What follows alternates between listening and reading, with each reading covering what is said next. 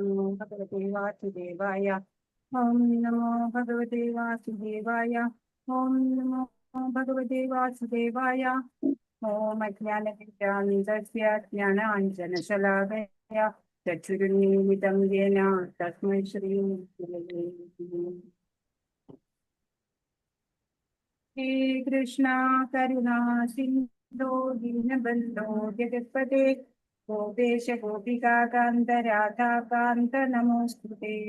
सप्तकाञ्चन गौराङ्गी श्रीराधे वृन्दावनेश्वरी वृषभानुसुते देवी प्रणमामि हरिप्रिये। जय श्री कृष्णा चैतन्य प्रभु नित्यानंद श्री अद्वैत गदाधर श्रीवासादि गौर भक्तवृंद। हरे कृष्णा कृष्ण कृष्ण हरे हरे, हरे राम राम राम हरे हरे। हरे कृष्ण कृष्ण कृष्ण हरे हरे, हरे राम राम राम हरे हरे। हरे कृष्ण कृष्ण कृष्ण हरे हरे, हरे राम राम राम हरे हरे। श्री श्री राधा गोविंद की जय, श्रील प्रभुपाद की जय, गुरु महाराज की जय। हरे कृष्ण। എല്ലാവർക്കും ഇസ്കോൺ മാംഗ്ലൂരിന്റെ ഭഗവത്ഗീത പഠന ക്ലാസ്സിലേക്ക് സ്വാഗതം. ഇന്ന് 16ാമത്തെ ദിവസം. എല്ലാവർക്കും എന്റെ പ്രണാമം. ഇന്നലെ നമ്മൾ കണ്ടു പുരുഷോത്തമ യോഗം കണ്ടു അല്ലെ. ഭഗവാനെ എങ്ങനെയാണ് നമ്മൾ മനസ്സിലാക്കേണ്ടത് എന്നെല്ലാം, ഭൗതികമായിട്ടുള്ള ബന്ധനങ്ങളിൽ നിന്നൊക്കെ മോചനം നേടാൻ എങ്ങനെ നമ്മൾ കർമ്മം ചെയ്യണം എന്നെല്ലാം ഇന്നലെ നമുക്ക് മനസ്സിലായി. ഭഗവാൻ പ്രഭു ശ്രീകൃഷ്ണനെ പരമദിവ്യോത്തമ പുരുഷനായിട്ട് മനസ്സിലാക്കുക, ശരണം പ്രാപിക്കുക, ഭക്തിയുത സേവനത്തില് വ്യാപൃതരാവുക അല്ലെ. 15ാമത്തെ അതിധന്യമായ ശ്ലോകം നമ്മൾ കണ്ടു. സർവസ്യജാഹം ഹൃദി സന്നിവിഷ്ടോ. സർവജീവികളുടെയും ഹൃദയത്തില് ഭഗവാൻ വാഴുന്നുണ്ട്. സ്മരണ, ജ്ഞാനം, അറിവി ഇതെല്ലാം ഭഗവാനിൽ നിന്നാണ് ഉണ്ടാകുന്നത്. എല്ലാ വേദങ്ങളിലൂടെയും അറിയേണ്ടത് ഭഗവാനെ തന്നെയാണ്. വേദാന്തം ഉണ്ടാക്കിയതും വേദങ്ങളെ അറിയുന്നതും എല്ലാം ഭഗവാനാണ് എന്ന് പറഞ്ഞു തന്നു. ഇങ്ങനെ ഭഗവാനാണ് ഉത്തമ പുരുഷൻ അല്ലെ, പുരുഷോത്തമൻ. ആധ്യാത്മികമായിട്ടുള്ള ആനന്ദം നമുക്ക് ലഭിക്കുകയാണെങ്കിൽ അത് നാശമില്ലാത്തതാണ്, ശാശ്വതമാണ്. ഈ ഭൗതികതയിലുള്ള സുഖമൊക്കെയോ അതൊക്കെ വെറും ക്ഷണികമാണ് അല്ലെ. അപ്പൊ അങ്ങനെ മനസ്സിലാക്കണം. ഇന്നത്തെ അധ്യായത്തിൽ നമുക്ക് പറഞ്ഞു തരുന്നത് 2 കാറ്റഗറിയിലുള്ള വ്യക്തികളെ കുറിച്ചിട്ടാണ് പറയുന്നത്. എന്താണത്? ഭഗവാന്റെ ശരണാഗതിയിൽ വരുന്ന ഒരു കൂട്ടരും ഭഗവാന്റെ ശരണാഗതിയിൽ വരാൻ ഇഷ്ടപ്പെടാത്ത ഒരു കൂട്ടര്, ദുരാത്മാക്കള്. അങ്ങനെ 2 കൂട്ടരെ പറ്റിയാണ് പറഞ്ഞു തരുന്നത്.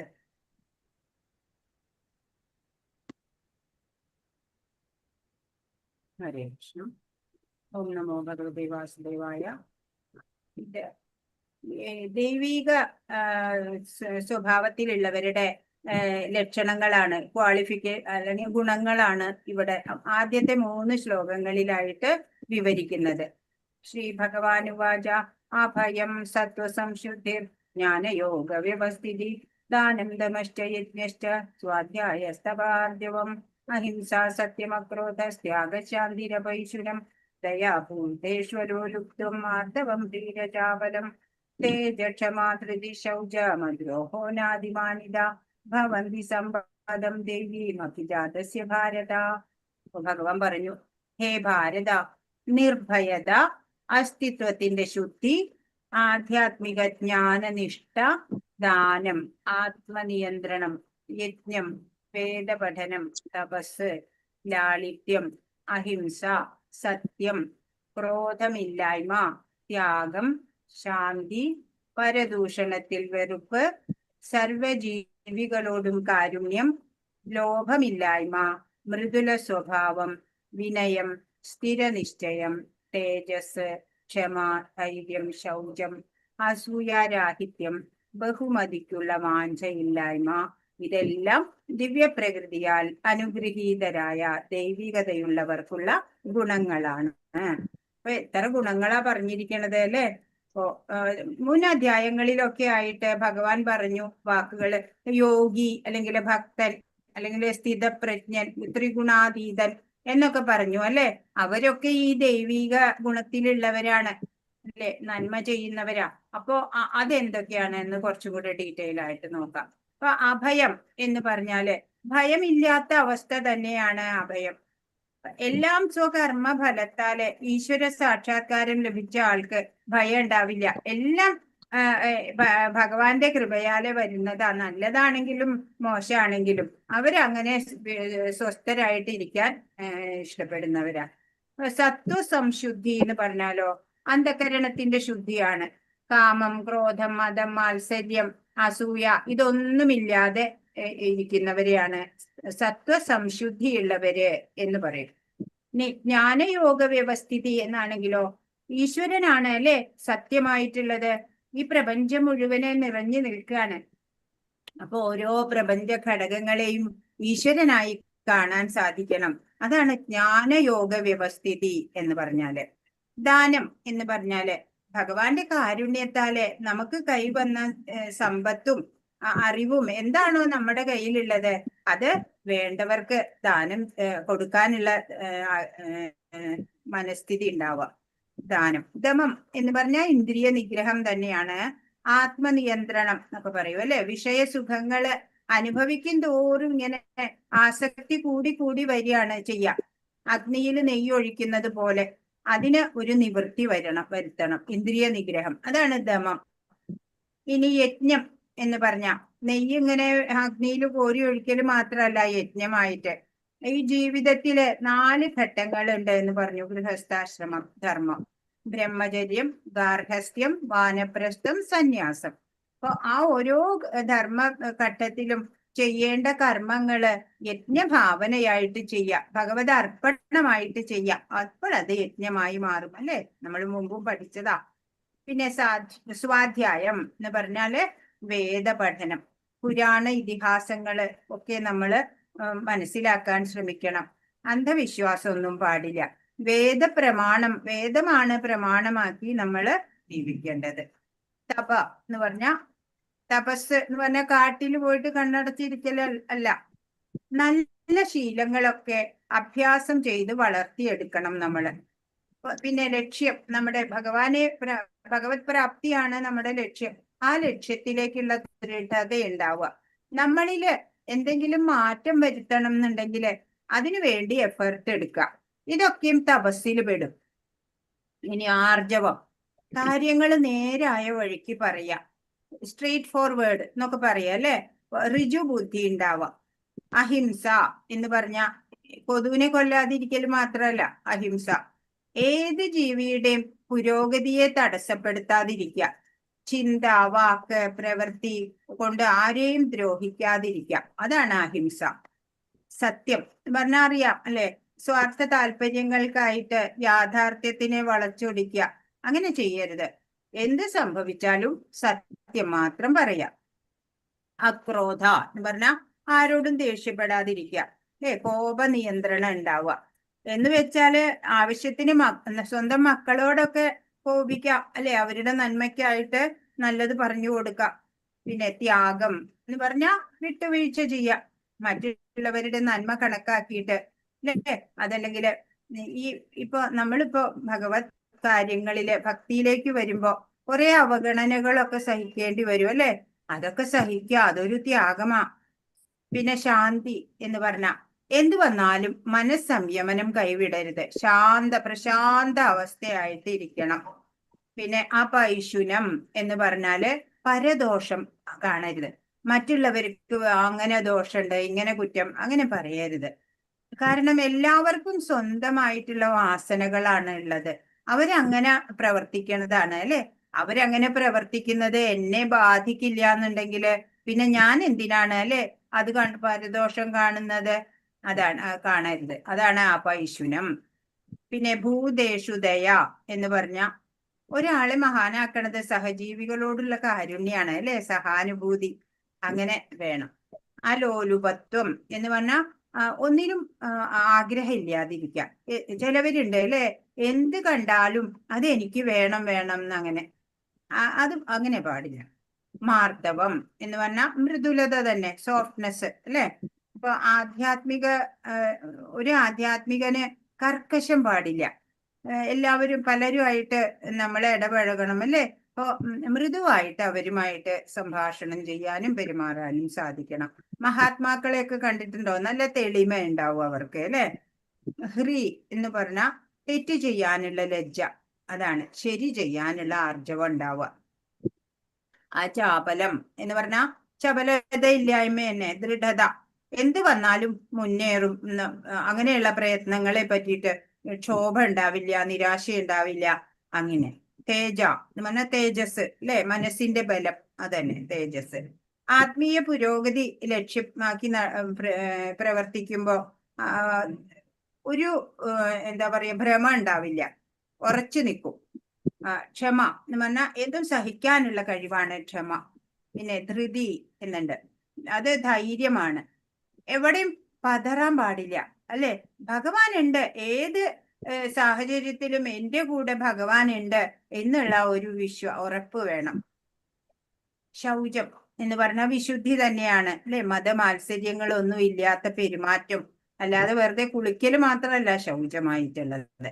അദ്രോഹം എന്ന് പറഞ്ഞാൽ ആർക്കും ഉപദ്രവമില്ലാത്ത രീതിയിൽ നമ്മൾ ജീവിക്കാം. അതിമാനിത എന്ന് പറഞ്ഞാൽ ദുരഭിമാനമൊന്നും പാടില്ല. സ്വയം മറ്റുള്ളവരെയും അത് നശിപ്പിക്കണതാ. ദുഷ്പ്രവണത ഇല്ലാതാക്കുക. അപ്പൊ മറ്റുള്ളവര് നമ്മളെയും ബഹുമാനിക്കും, അവരെയും നമ്മൾ ബഹുമാനിക്കുക. അപ്പൊ ഇത്രയും ഗുണഗണങ്ങൾ പറഞ്ഞപ്പോ ഇതിൽ ഏതെങ്കിലും നമുക്കില്ല എന്നുണ്ടെങ്കിൽ അത് നമ്മൾ നേടിയെടുക്കാൻ ശ്രമിക്കണം. മനസ്സിനെ ശുദ്ധീകരിച്ച് ഭഗവാനോട് അടുക്കാൻ അത് നമ്മളെ സഹായിക്കും. ഇനി ഇപ്പോ ദൈവികതയുള്ളവരുടെ ഗുണഗണങ്ങൾ പറഞ്ഞു. ഇത് നമ്മൾ വളർത്തിയെടുക്കണം. ഇതല്ലാതെ എന്തെങ്കിലും നമ്മളിൽ ഉണ്ടെങ്കിൽ അത് ഒഴിവാക്കും വേണം. പിന്നെ ഇനി പറയാൻ പോകുന്നത് ആസുരി ഗുണങ്ങള്, ആസുരികളുടെ ദോഷങ്ങൾ എന്തൊക്കെയാണ്? 4-ാമത്തെ ശ്ലോകം. ദംഭോദർഭോഭിമാനശ്ച ക്രോധ പാരുഷ്യമേവ ച അജ്ഞാനം ചാഭിജാതസ്യ പാർത്ഥ സമ്പദമാസുരീം. ഹേ പാർത്ഥ, ഗർവം, അഹങ്കാരം, അഭിമാനം എന്ന് വെച്ചാൽ മിഥ്യാഭിമാനം, ക്രോധം, പാരുഷ്യം, അജ്ഞാനം എന്നിവ അസുര ഗുണങ്ങളാണ്. നേരത്തെ പറഞ്ഞത് ദൈവിക ഗുണങ്ങളാണെങ്കിൽ ഇപ്പോൾ പറയണത് ആസുരീക ഗുണങ്ങളാണ്. അപ്പൊ ദംഭ എന്ന് പറഞ്ഞാൽ നല്ല കാര്യങ്ങൾ ഞാൻ ചെയ്തു എന്നുള്ള ഒരു അഹംഭാവം ഉണ്ടാവുക അല്ലെ. ദർപ്പം എന്ന് പറഞ്ഞാലോ, ഞാൻ വലിയ കുലത്തിലാണ്, അല്ലെങ്കിൽ ഞാൻ വലിയ പദവിയിലാണ് എന്നൊക്കെയുള്ള നാട്യം. പിന്നെ അതിമാന എന്ന് പറഞ്ഞാൽ എല്ലാവരുടെക്കാട്ടും വലുതാണ് ഞാൻ, തലയെടുപ്പോടെ നിൽക്കണം, ബാക്കിയുള്ളവരൊക്കെ തന്റെ കീഴില്, ഞാൻ പറയുന്നത് എല്ലാവരും അനുസരിക്കണം എന്നുള്ള. ക്രോധം എന്ന് പറഞ്ഞാൽ നമുക്കറിയാം അല്ലെ, ദേഷ്യം. പാരുഷ്യം എന്ന് പറഞ്ഞാൽ കഠിനമായിട്ടുള്ള പെരുമാറ്റം, കഠോര ശബ്ദത്തിലൊക്കെ പറയുമല്ലേ ചില പേര്.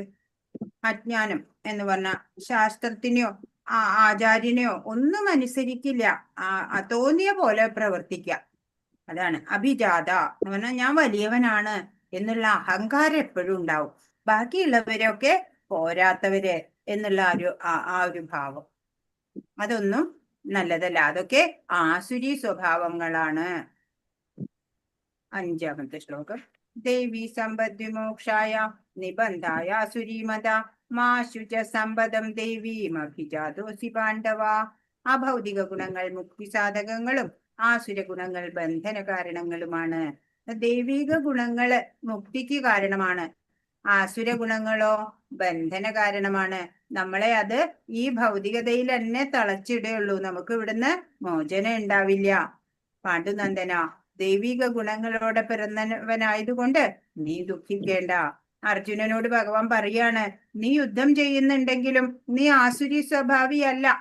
ഒരു ക്ഷത്രിയന് ശത്രുവിന് നേരെ പൊരുതുന്നത് ദിവ്യമായിട്ടുള്ള കൃത്യം തന്നെയാണ്. അപ്പോ പറയാണ്, നീ യുദ്ധം ചെയ്യണു, മറ്റുള്ളവരെ വധിക്കണു എന്നോർത്ത് നീ ദൈവികത ഇല്ലാത്ത ആളല്ല എന്ന് അർജുനനോട് പറഞ്ഞു. ദൈവി സമ്പത്ത് മോക്ഷപ്രദാണ്, ആസുരി സമ്പത്തോ ബന്ധകാരനാണ്. എന്താ സമ്പത്ത് എന്ന് പറയണേ? ദൈവിക സമ്പത്ത് എന്നെന്താ പറയണേന്ന് വെച്ചാല് നമ്മൾ ഈ ഒരു ജന്മത്തിൽ മാത്രമല്ല പല പല ജന്മങ്ങളായിട്ട് ഇങ്ങനെ ആർജിച്ചു കൂട്ടി കൂട്ടി വെച്ച ഈ സ്വഭാവ ഗുണങ്ങളാണ് ഇതൊക്കെ. അതാ ദൈവിക സമ്പത്തോടെ ജനിച്ചവൻ അല്ലെങ്കിൽ ആസുരീക സമ്പത്തോടെ വന്നവൻ എന്നൊക്കെ പറയാൻ പറ്റാം. 6-ാമത്തെ ശ്ലോകം. ദൗ ഭൂതസർഗോ ലോകേസ്മിൻ ദൈവ ആസുരേവ ച ദൈവോ വിസ്തരശ പ്രോക്ത ആസുരം പാർത്ഥ മേ ശൃണു. ഹേ പാർത്ഥ, ഈ ലോകങ്ങളിലുള്ള എല്ലാ സൃഷ്ടികളും ആസുരം ദൈവികം എന്നീ 2 വിഭാഗങ്ങളിൽ ഒന്നിൽപ്പെടും. ഞാൻ ദൈവിക ഗുണങ്ങളെ പറ്റി വിസ്തരിച്ചു പറഞ്ഞുവല്ലോ. ഇനി ആസുരങ്ങളായവയെ വിവരിക്കാം. ഇവിടത്തെ ഈ ലോകത്തിലെ ഏത് നോക്കിയാലും നമുക്ക് ഈ വിഭാഗങ്ങളിൽ ഏതെങ്കിലും ഒന്നാണ് ഇവരെന്ന് മനസ്സിലാവും. ഒന്നുകിൽ ദൈവികതയുള്ളവര്, അതല്ലെങ്കിൽ ആസുരികതയുള്ളവരായിരിക്കും. അപ്പൊ ആസുര സ്വഭാവങ്ങളെ പറ്റിയിട്ട് ഭഗവാൻ കൂടുതലായിട്ട് ഇനി വിവരിക്കാൻ പോവുകയാണ്. ഭൗതികതയിൽ ബദ്ധരായ ജീവാത്മാക്കളാണ് നമ്മളൊക്കെയും തന്നെ. അപ്പൊ ദൈവിക പ്രകൃതിക്കാര് നിയന്ത്രിതമായിട്ടുള്ള ജീവിതം നയിച്ച് ഭഗവാനിലേക്ക് ചേരാൻ ശ്രമിക്കും. അല്ലെ, പ്രാമാണികരുടെയും വേദഗ്രന്ഥങ്ങളുടെയും ഒക്കെ നിബന്ധനകളെ അനുസരിച്ചിട്ടാണ് അവര് ജീവിക്കുക. ജീവിത നിയമങ്ങളെ മറികടന്ന് തന്നിഷ്ടപ്രകാരം ജീവിക്കുന്നവരാണ് ആസുരികള്. 7-ാമത്തെ ശ്ലോകം. പ്രവൃത്തിം ച നിവൃത്തിം ച ജനാന വിദുരാസുര ന ശൗചം നാപിചാചാരോ ന സത്യം തേഷു വിദ്യത്തെ. ചെയ്യേണ്ടതെന്തെന്നോ ചെയ്യരുതാത്തതെന്തെന്നോ ആസുര സ്വഭാവികൾക്ക് അറിഞ്ഞുകൂടാ. വിശുദ്ധിയോ നല്ല പെരുമാറ്റമോ സത്യസന്ധതയോ അവർക്കില്ല. ആസുരി സ്വഭാവികൾക്ക് എങ്ങനെയാണ്? അവർക്ക് ഏതാണ് ചെയ്യേണ്ട കാര്യം, ഏതാണ് ചെയ്യരുതാത്തത്, അതൊന്നും അവർക്ക് അറിയില്ല. അവർക്ക് വിശുദ്ധി ഉണ്ടാവില്ല, നല്ല പെരുമാറ്റം ഉണ്ടാവില്ല, സത്യസന്ധതയും അവർക്കില്ല. ഇപ്പോ ഇവിടെ മഹാഭാരതത്തിലേക്ക് നോക്കിക്കഴിഞ്ഞാല് അറിയാം, ദുര്യോധനൻ അദ്ദേഹം വിതുരരെ അപമാനിക്കുന്നുണ്ട്, ചെറിയച്ഛനെ അല്ലെ, ഹസ്തിനപുരത്ത് നിന്ന് തന്നെ പറഞ്ഞയച്ചു. എന്നാൽ യുധിഷ്ഠിരൻ വിതുരരെ ബഹുമാനിച്ച് കാൽക്കൽ വീണ് പ്രണമിക്കുകയാണ് ചെയ്യുന്നത് അല്ലെ. ഇപ്പോ ദുര്യോധനൻ ദ്രൗപദിയെ അപമാനിക്കുന്നുണ്ട്. സ്ത്രീകളോട് ബഹുമാനം ഇല്ല അല്ലെ. അർജുനനോ ഒരിക്കല് ദേവലോകത്ത് പോയപ്പോഴ് അർജുനനെ കണ്ട ഉർവശി പറഞ്ഞു, അങ്ങയോടൊപ്പം ഭോഗസുഖം അനുഭവിക്കണം എനിക്ക് എന്ന് പറഞ്ഞു. അപ്പോഴ് അർജുനൻ പറഞ്ഞു, അങ്ങ് എനിക്ക് കുന്തി മാതാവിനെ പോലെയാണ്. മാത്രല്ല പ്രപിതാമഹൻ കുരൂരവസ് അങ്ങയെ വിവാഹം ചെയ്തിരുന്നു. കുരുവംശം, അതാ പിന്നെ കുരുവംശമായത്. അതുകൊണ്ട് അങ്ങ് എന്റെ മുത്തശ്ശിയാണ് എന്ന്. അത് കേട്ട് കോപം വന്ന ഉർവശി ശപിച്ചു, അല്ലെ, നീ ഒരു നപുംസകമായി പോകട്ടെ എന്ന് പറഞ്ഞു. അതും ഒരു അനുഗ്രഹമായിട്ട് അർജുനൻ കരുതി അല്ലെ. 12 കൊല്ലം വനവാസം കഴിഞ്ഞ അജ്ഞാതവാസം 1 വർഷം. ആ സമയത്ത് വിരാട രാജ്യത്ത് ഇവിടെ രാജാവിന്റെ മകൾ ഉത്തരയുടെ ഡാൻസ് ടീച്ചറായി അല്ലെ, ബൃഹന്തളയായിട്ട് 1 വർഷം ജീവിക്കാൻ സാധിച്ചു ഈ ശാപം മൂലം. ഒടുവില് അർജുനനാണ് ഇത് എന്ന് മനസ്സിലാക്കിയ വിരാട രാജാവ് പറഞ്ഞു, ഉത്തരയെ അങ്ങ് വിവാഹം കഴിക്കണം എന്ന് പറഞ്ഞു. അപ്പോഴ് അർജുനൻ പറഞ്ഞു, ശിഷ്യ എന്ന് പറഞ്ഞാല് ഒരു ഗുരുവിനെ സംബന്ധിച്ച് മകൾക്കു തുല്യാണ്. അതുകൊണ്ട് എനിക്ക് വിവാഹം കഴിക്കാൻ സാധിക്കില്ല. എന്റെ മകൻ അഭിമന്യു ഉത്തരയെ വിവാഹം കഴിക്കും എന്ന് പറയാണ്. അപ്പോ സ്ത്രീകളോട് ആദരവാണ് അല്ലെ, മുതിർന്നവരെ ബഹുമാനിക്കുക, അതൊക്കെ ദൈവിക ഗുണങ്ങളില് പെടുന്നതാണ്. 8-ാമത്തെ ശ്ലോകം. അസത്യം അപ്രതിഷ്ഠം തേ ജഗദാഹുരനീശ്വരം അപരസ്പര സംഭൂതം കിമന്യത് കാമഹൈതുകം. ഈ പ്രപഞ്ചം അസത്യവും അടിസ്ഥാനരഹിതവുമാണെന്നും അതിന് നിയന്താവായി ഒരു ഈശ്വരൻ ഇല്ലെന്നും അവർ പറയുന്നു. ആര പറയണേ? ആസുരികളുടെ പറച്ചില. ലൈംഗിക അഭിലാഷം മാത്രമാണ് ഇതിന്റെ ഉത്പത്തിക്കു കാരണമെന്നും കാമമല്ലാതെ മറ്റൊന്നും കാരണമായിട്ടില്ലെന്നുമാണ് അവർ പറയുന്നത്. അപ്പോ ഈ ലോകം കാൽപ്പനികമാണെന്ന ആസുരികൾ വിശ്വസിക്കണത്. ഫൗണ്ടേഷൻ ഒന്നും ഇല്ല, സെക്സ് ഡിസയർ മാത്രമാണ് ഉള്ളത് എന്നാ പറയണേ. അപ്പോ അടിസ്ഥാനരഹിതാണ്, ലൈംഗിക അഭിലാഷം മാത്രമാണ് ഇതിന്റെ ഉൽപ്പത്തിക്ക് കാരണം, കാമമല്ലാതെ മറ്റൊന്നും കാരണമായിട്ടില്ല എന്ന് ആസുരികള് വിശ്വസിക്കുകയാണ് ചെയ്യണത്. ഇപ്പോ രാമായണത്തിലേക്ക് നോക്കിയാല് അവിടെ കുംഭകർണൻ പോലും രാവണനോട് പറയുന്നുണ്ട്, സീതയെ തിരിച്ചയക്കൂ. മണ്ഡോദരി പറയുന്നുണ്ട് അല്ലേ. ആര് പറയുന്നതും രാവണൻ കൂട്ടാക്കിയില്ല. അവസാനം രാജ്യവും വംശവും സ്വയവും ഒക്കെ നശിച്ചു അല്ലേ. അപ്പോ അസുര സ്വഭാവികൾ ഈ പ്രപഞ്ചത്തിനെ ഒരു മായ കാഴ്ചയായിട്ടാ കാണുന്നത്. കാരണമോ കാര്യമോ നിയന്താവോ ഉദ്ദേശമോ ഒന്നും അത് അറിയില്ല അവർക്ക്. എല്ലാം ഒരു മിഥ്യയാണ് അവർക്ക്. ജീവനും ശരീരവും ഒക്കെ ഒന്നാണ്.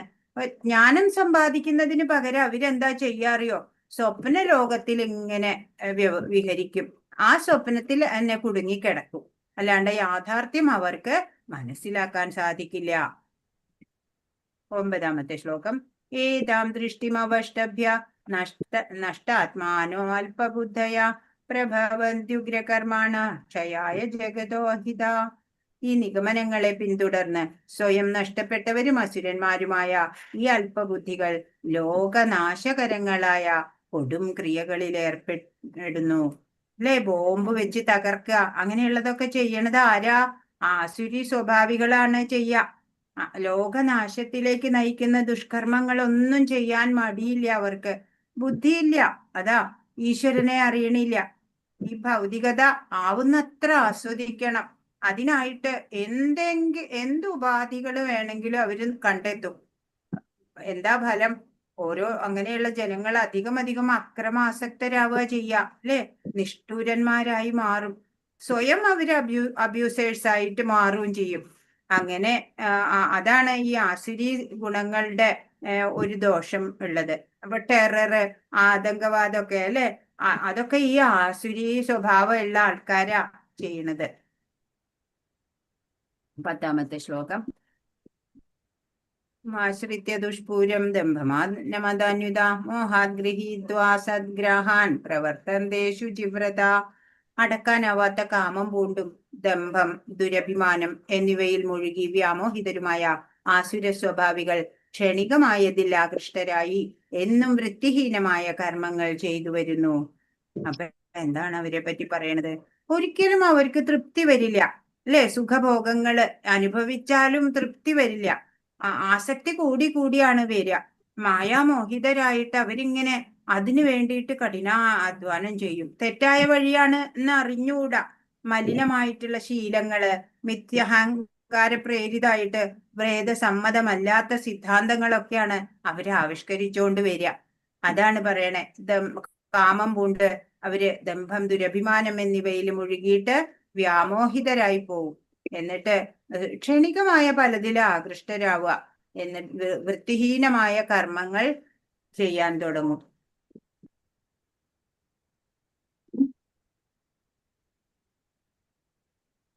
ഒരു മിനിറ്റ് കേട്ടോ. ഹരേ കൃഷ്ണ മാതാജി. ഹരേ കൃഷ്ണ. എന്താ? അതെ, ഞാൻ ക്ലാസ്സില്ല. ഹരേ കൃഷ്ണ. സോറി കേട്ടോ. ഹരേ കൃഷ്ണ. മാതാജി വിളിച്ചതായിരുന്നേ. ഹരേ കൃഷ്ണ. അതുകൊണ്ട് അല്ലാത്ത ഫോൺ എടുക്കാറില്ല. അപ്പോഴ് എന്താ നമ്മൾ പറഞ്ഞേ? അങ്ങനെയുള്ളതാണ് ആസുരി സ്വഭാവികളുടെ പ്രവർത്തനം. അപ്പൊ ഇവിടെ നമ്മൾ പിക്ചറിൽ നോക്കൂ. ഇത് കാണിച്ചിരിക്കുന്നത് ആരെയാ? ഇതിന് മുമ്പത്തെ ഏതെങ്കിലും കഥ ഞാൻ പറയാണ്ട് വിട്ടുപോയോ? ഇല്ലല്ലോ. ഇല്ല, ഒന്നും ഉണ്ടായിരുന്നില്ല. ഇവിടെ കാണിച്ചിരിക്കുന്നത് ദക്ഷ പ്രജാപതിയെയാണ്. ആളുടെ ഒരു ദംഭം നോക്കൂ. എന്താ അല്ലേ ഒരു അഹങ്കാരമുള്ളത്. ദക്ഷ പ്രജാപതി എന്നേക്കാ മേലെ ആരും ഇല്ല എന്നുള്ള ഭാവത്തിലായിരിക്കണത്. അപ്പോ ദക്ഷ പ്രജാപതിയുടെ കഥ നമുക്കൊന്ന് നോക്കാം. ദക്ഷ പ്രജാപതി അദ്ദേഹം ആസുരി സ്വഭാവത്തിൽപ്പെട്ട ആളാണ് എന്ന് നമ്മൾക്ക് മനസ്സിലാക്കി തരാനുള്ള ഇതാണ്. അപ്പോ സതീദേവിയുടെ പിതാവാണ്. ദാക്ഷായണി എന്നും പറയും സതീദേവി അല്ലെ. പാർവതീദേവി സതി ആയിട്ട് ജനിച്ചപ്പോഴ്. അപ്പൊ സതീദേവിയുടെ പിതാവ് ദക്ഷ പ്രജാപതി. അപ്പൊ സതീദേവി കുറെ മക്കളുണ്ട്. ഒക്കെ ഇഷ്ടപ്പെട്ടവർക്കൊക്കെ വിവാഹം കഴിപ്പിച്ചു കൊടുത്തു ഇദ്ദേഹത്തിന്റെ ഇഷ്ടപ്രകാരം. പക്ഷെ സതീദേവി പറഞ്ഞു, എനിക്ക് മഹാദേവനെയാണ് വിവാഹം ചെയ്യാൻ ആഗ്രഹം എന്ന് പറഞ്ഞു. അപ്പൊ ഈ ദക്ഷ പ്രജാപതിക്ക് അത് ഇഷ്ടമല്ല. അപ്പൊ എന്നാലും ആ നിർബന്ധത്തിന് വഴങ്ങി അങ്ങനെ വിവാഹം ചെയ്തു കൊടുക്കേണ്ടി വന്നു. അങ്ങനെ ശിവന് അത്ര താല്പര്യമില്ല. പിന്നെ എന്നിട്ട് എന്താ ചെയ്ത് ഈ എപ്പോഴും ശിവനെ അപമാനിക്കാൻ തക്കം പാർത്ത് നടക്കും. എപ്പോഴൊക്കെ അപമാനിക്കാൻ പറ്റും അപ്പോഴൊക്കെ. അങ്ങനെ ഒരു നാള് ശിവൻ ഇങ്ങനെ ധ്യാനത്തിൽ ഇരിക്കുകയാണ്, മറ്റു ദേവന്മാരും ഒക്കെ ഉണ്ട് അവിടെ. അപ്പോഴ് ഇദ്ദേഹം കടന്നു വന്നു, ബ്രഹ്മാവും എല്ലാരും ഉണ്ട്. അപ്പോഴും ഇദ്ദേഹം അവിടെ കടന്നു വന്നപ്പോഴ് എല്ലാവരും എഴുന്നേറ്റ് പ്രണമിച്ചു ദക്ഷ പ്രജാപതിയെ. ബ്രഹ്മാവും ശിവനും മാത്രം എഴുന്നേറ്റില്ല. അപ്പൊ ബ്രഹ്മാവ് പിന്നെ പിതാവാണ്, ഇദ്ദേഹത്തിന്റെ പിതാവാണ്. അതുകൊണ്ട് പിന്നെ എഴുന്നേൽക്കേണ്ട കാര്യമില്ല. ശിവൻ എഴുന്നേറ്റില്ല, പരമശിവൻ. അങ്ങനെ ക്രോധിതനായിട്ട് അവിടുന്ന് ഇറങ്ങിപ്പോവാൻ പറഞ്ഞു. അങ്ങനെ എപ്പോഴും അപമാനിക്കും. അങ്ങനെ ഒരു നാള് ശിവനെ അപമാനിക്കാൻ വേണ്ടി തന്നെ വലിയൊരു യാഗം നടത്താൻ തീരുമാനിക്കുകയാണ്. എല്ലാ പേരെയും വിളിച്ചു, ശിവനെ ഒഴികെ എല്ലാ പേരെയും വിളിച്ചു. അങ്ങനെ എല്ലാവരും ഇങ്ങനെ ഒരുങ്ങിയൊക്കെ ഇങ്ങനെ യാഗത്തിന് പോകുന്നത് കാണുമ്പോ സതീദേവി പറഞ്ഞു, എനിക്കും പോകണം എന്ന് പറഞ്ഞു.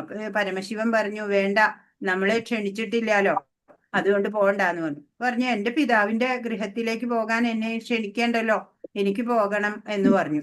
അപ്പൊ അങ്ങനെ നിർബന്ധത്തില് പോവാണ്. അപ്പൊ ഭൂതഗണങ്ങളും ഒക്കെ കൂടെ എന്നിട്ട് സതീദേവി പോയി.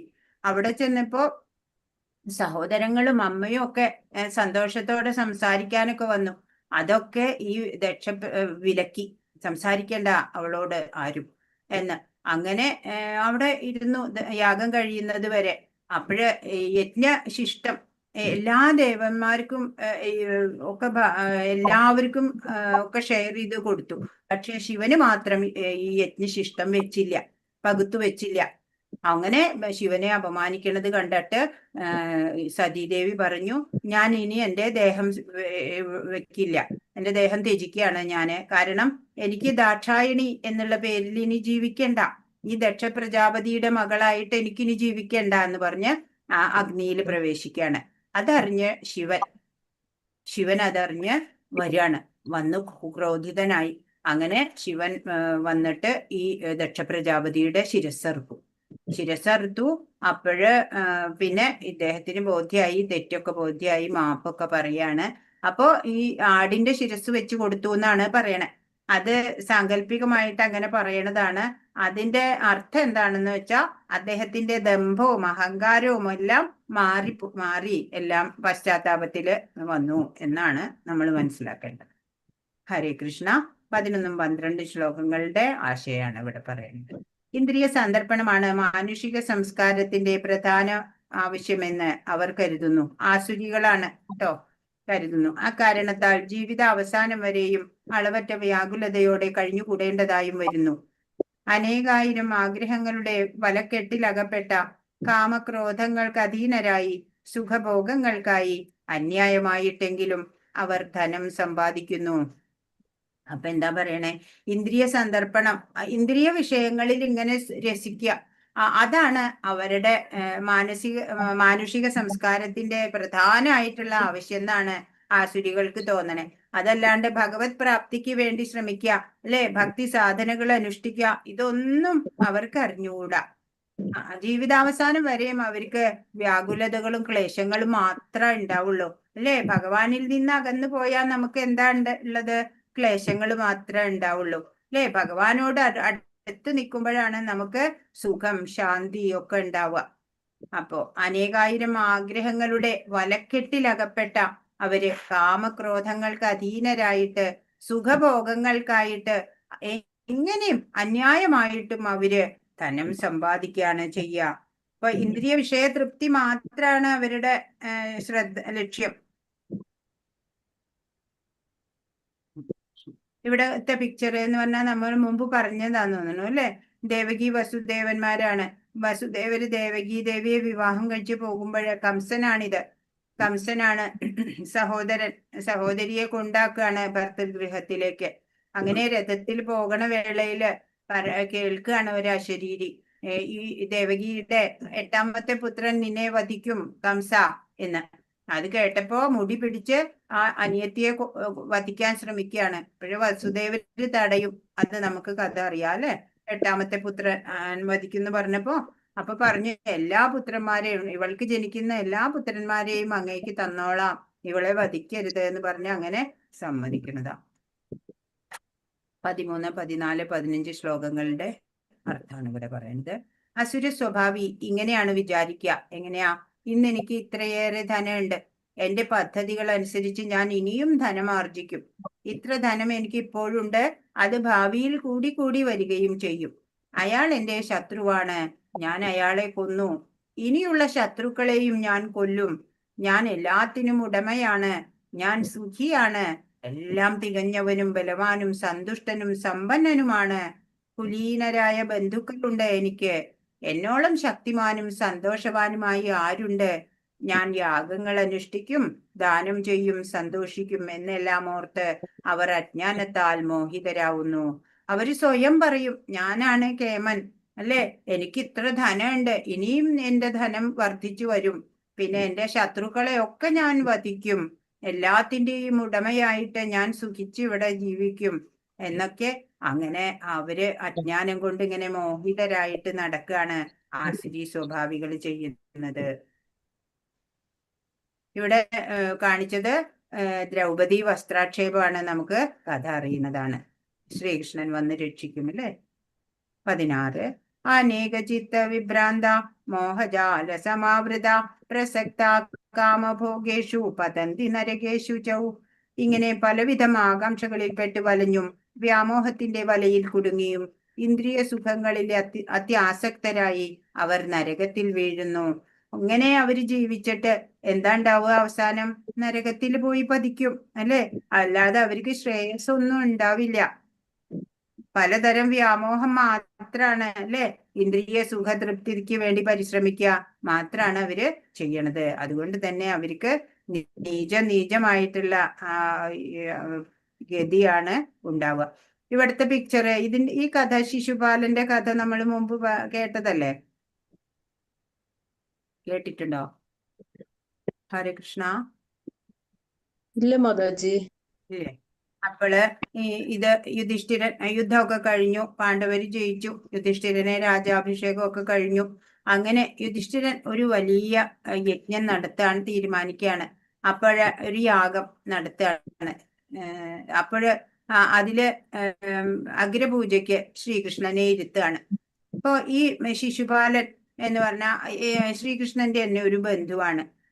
ആ കുട്ടി ജനിച്ചപ്പോഴ് ആ കുട്ടിക്ക് കൈകളൊക്കെ കൂടുതല്, അങ്ങനെ ചെവികളൊക്കെ കൂടുതല്, അങ്ങനെ ഒരു അബ്നോർമൽ പോലെ ജനിച്ച്.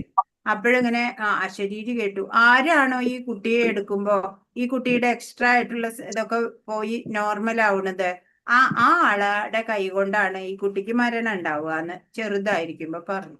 അപ്പൊ ഈ അമ്മയ്ക്ക് ഭയമായി. എന്താ എന്റെ മോനെ ആരാണോ വധിക്കുക? അങ്ങനെ എല്ലാവരും വരുമ്പോഴും ഈ കുഞ്ഞിനെ എടുക്കാൻ കൊടുക്കും. അങ്ങനെ ശ്രീകൃഷ്ണൻ വന്നപ്പോഴും കുഞ്ഞിനെ എടുക്കാൻ കൊടുത്തപ്പോൾ ഈ കുട്ടിയുടെ എല്ലാം നോർമലായി, അധികമുണ്ടായിരുന്ന അവയവങ്ങളൊന്നും കാണുന്നു. അപ്പോഴമ്മയ്ക്ക് മനസ്സിലായി ശ്രീകൃഷ്ണന്റെ കൈ കൊണ്ടാണ് ഇവന് മരണം ഉണ്ടാവുക എന്ന്. ആ അമ്മ പറഞ്ഞു, മോനെ അവര് റിലേറ്റീവ്സാ. അപ്പൊ പറഞ്ഞു, മോനെ കണ്ണ, എന്റെ മകനെ നീ വധിക്കരുത് കേട്ടോ എന്ന് പറഞ്ഞു. ഇല്ല അമ്മേ, ഞാന് 100 തെറ്റുകൾ പോലും അവന്റെ ഞാൻ പുറത്തോളാം എന്ന് പറഞ്ഞു. അങ്ങനെ കാലം ചെന്നപ്പോ ഇവൻ വലുതായി, ശിശുപാലൻ. അങ്ങനെ എപ്പോഴും ശ്രീകൃഷ്ണനെ കണ്ടാലും അപഹസിക്കുക, അവഹേളിക്കുക, മോശം വാക്കുകളൊക്കെ പറയുക, അങ്ങനെ മാത്രമേ ചെയ്യുള്ളൂ. അപ്പോഴും കൃഷ്ണൻ അമ്മയെ ഓർത്തിട്ട്, ഇവന്റെ അമ്മയെ ഓർത്തിട്ട് എല്ലാം ക്ഷമിക്കും. അങ്ങനെ 100 അല്ല, 1000 തെറ്റുകൾ പുറത്തു. അത് കഴിഞ്ഞിട്ടാണ് ഇവിടെ വന്നിട്ട് ഇവിടെ ഈ അഗ്രപൂജയ്ക്ക് ഇരിക്കണ കണ്ടപ്പോ, ഈ കാലി ചെറുക്കനെയാണോ കൊണ്ടുവന്നിട്ട് അഗ്രപൂജയ്ക്ക് ഇരുത്തണേ? ഇവിടെ വേറെ മാന്യന്മാരെയൊന്നും കിട്ടിയില്ലേ നിങ്ങൾക്ക് എന്നൊക്കെ, ഇവനാണോ ഇത്ര വലിയ എന്നൊക്കെ പറഞ്ഞ് കുറേ എല്ലാവരും, പാണ്ഡവരൊക്കെ വാളൂരി ഇവനെ വെട്ടാൻ തയ്യാറായി. പക്ഷെ കൃഷ്ണൻ പറഞ്ഞു വേണ്ട. അങ്ങനെ ശ്രീകൃഷ്ണൻ തന്നെ ആ ചക്രം അയച്ച് ഇവന്റെ ശിരസ് ഛേദിക്കുകയാണ്. അപ്പോഴിവന്റെ ഈ ആളുടെ ഉള്ളിൽ നിന്ന് ഒരു തേജസ് ഇങ്ങനെ മുകളിലേക്ക് ഉയർന്നു എന്നാ പറയണേ. ആ തേജസ് പിന്നെ ശ്രീകൃഷ്ണനിൽ വന്ന് ലയിച്ചു എന്നാണ്. അപ്പൊ ഭഗവാന്റെ കൈകൊണ്ട് മരണം സംഭവിച്ചാലും മോക്ഷമാണ് കിട്ടുക എന്നുള്ളതാ.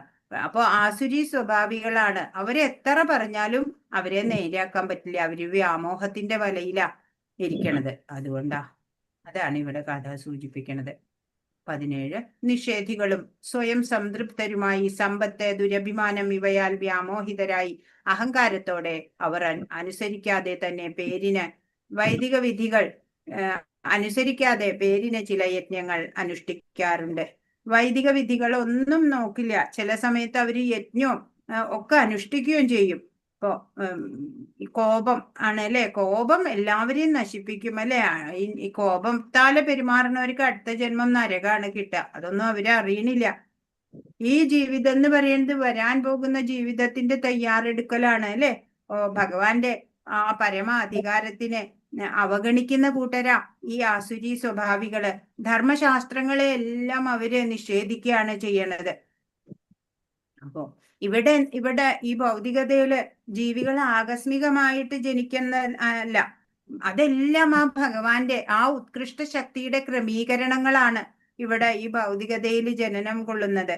അപ്പൊ ആസുര സ്വഭാവികള് ഈർഷ്യാലുക്കളായിട്ടുള്ള നരാധമന്മാരായിട്ടൊക്കെയാണ് പിന്നീട് ജനിക്കാൻ പോകുന്നത്.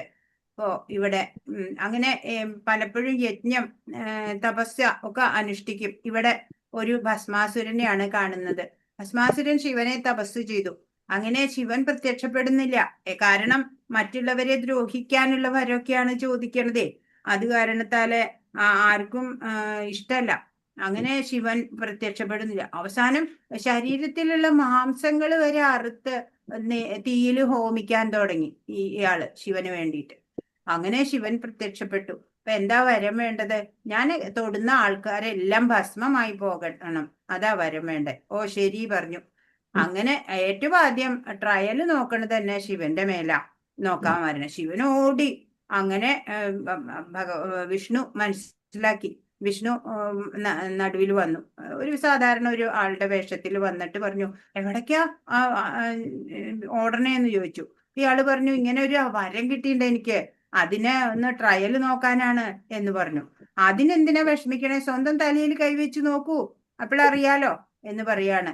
അപ്പൊ അങ്ങനെ സ്വന്തം തലയിൽ ബുദ്ധിയില്ല അല്ലെ അവർക്ക്, ആസുരികൾക്ക്. സ്വന്തം തലയിൽ കൈവച്ച് അവൻ ഭസ്മമായി പോയി. ആ കഥയാണ് ഇവിടെ. ഇനി 18. അസുരന്മാർ മിഥ്യാഹങ്കാരം, ബലം, ഗർവം, കാമം, ക്രോധം ഇവയാൽ സംഭ്രാന്തരായി തങ്ങളുടെയും അന്യരുടെയും ശരീരങ്ങളിൽ കുടികൊള്ളുന്ന പരമദിവ്യോത്തമ പുരുഷനോട് ഈർഷ്യാലുക്കളായി തീർന്ന് ശരിയായ ധർമ്മത്തെ പഴിക്കുന്നു. അവർക്ക് എല്ലാ ജനങ്ങളെയും ജനാർദ്ദനായിട്ട് കാണാൻ സാധിക്കണം അല്ലെ. സർവഭൂതദയ, അതാ ഒരു ഭക്തന് വേണ്ടത്. നമ്മളുടെ ഉള്ളിലുള്ള ആ അന്തര്യാമിയായിരിക്കണ ആ പരമാത്മാവ് തന്നെയാണ് മറ്റു ഓരോ ജീവജാലങ്ങളുടെ ഉള്ളിലും ഉള്ളത് ഇല്ലേ.